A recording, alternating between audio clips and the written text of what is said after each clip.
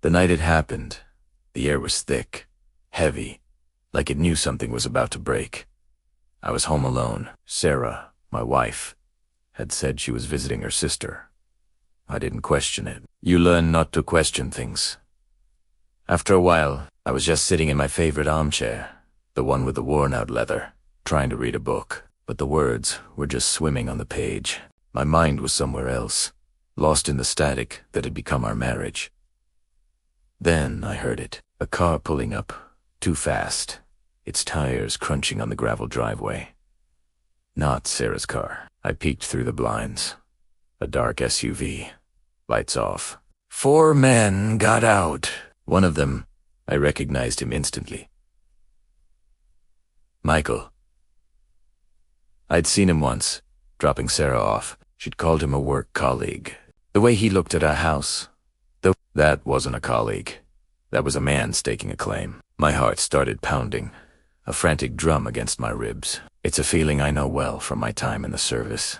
The cold dread that precedes chaos. They weren't knocking. They moved with a purpose that chilled me to the bone. One went to the back. The others fanned out around the front door. This wasn't a friendly visit. I didn't have my service weapon with me. He was locked up on base.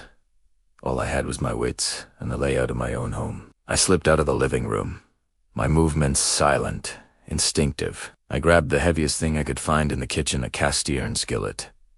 It felt ridiculously inadequate. I crept to the top of the stairs, my back pressed against the wall, listening. The lock on the front door splintered. Wood cracking, then a heavy thud as the door swung open. 3 of them entered, shadows in the dim light from the street lamp outside. Michael was in the lead. "Check upstairs," he whispered, his voice a low growl that didn't belong in my home.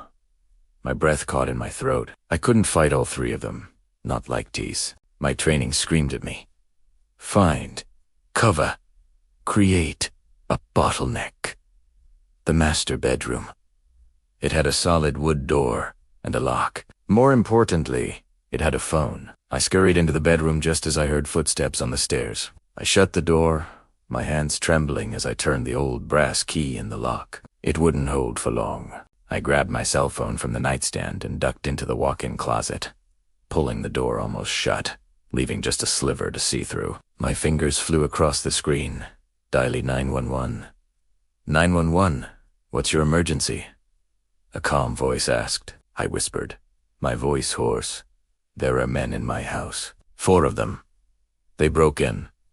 I think they're here to harm me. My name's Jacob Miller. I'm at 123 Oak Street. I'm an active-duty Navy officer. I gave them my service number, hoping it would add some weight, some urgency. A loud bang on the bedroom door made me jump. Jake, I know you're in there. It was Michael. Sarah told me you'd be here. She's tired of waiting. Jake, it's time for you to go. Another bang, louder this time. The wood groaned. The operator was still on the line, telling me to stay quiet, that help was on the way. But how long would it take? The doorframe was starting to splinter. You really thought you could just come back and everything would be the same? Michael yelled, his voice laced with a bitter rage.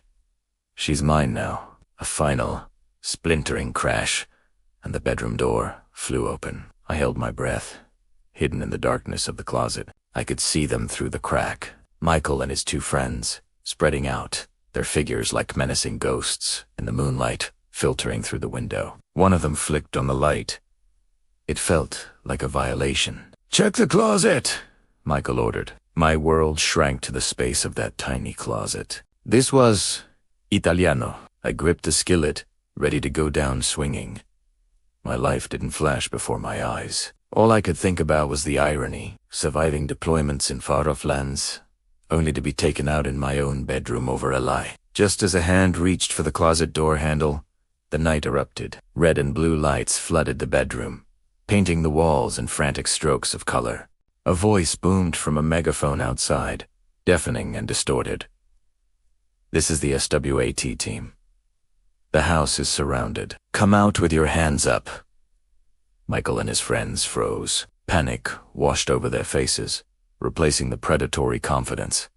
They looked at each other, trapped. They never expected this. They thought they were dealing with just me, one man. They didn't realize that when you come for one of us, you alert the whole damn pack. The sound of the front door being breached was like a thunderclap. Heavy, booted footsteps pounded through the house. A sound I knew meant overwhelming force had arrived. Upstairs. Upstairs. Michael looked toward the closet, his eyes wide with desperation. For a second, I thought he might still come for me, but it was too late. SWAT officers swarmed the bedroom, their gear rattling, lasers from their rifles dancing across the intruders' chests.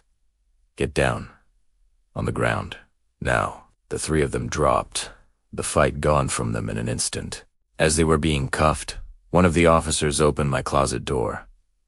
He saw me there, clutching a skillet, shaking. He lowered his rifle slightly. You, Jacob Miller? I could only nod, my throat too tight to speak. He gave me a grim, reassuring look. You're safe now, sailor.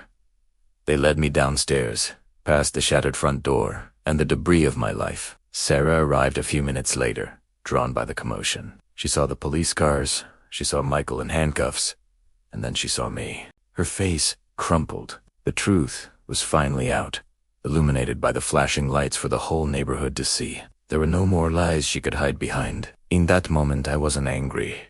I was just empty. It was over.